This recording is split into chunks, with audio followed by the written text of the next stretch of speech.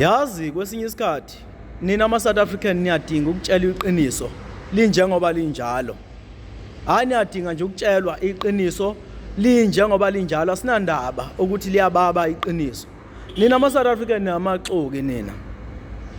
Niyamaxoki nina.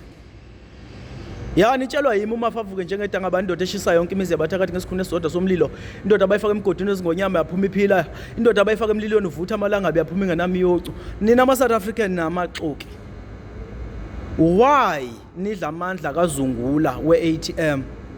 Niwadlelani amandla engane yomfazi uZungula we-ATM? Niwadlelani amandla e-ATM?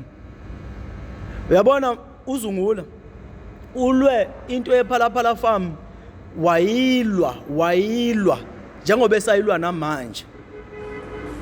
Ngokuqhamuka nje kwe-EFF noMalema besupporta lento ephalaphala, besupporta umzabalazo kaZungula kade ewulwa.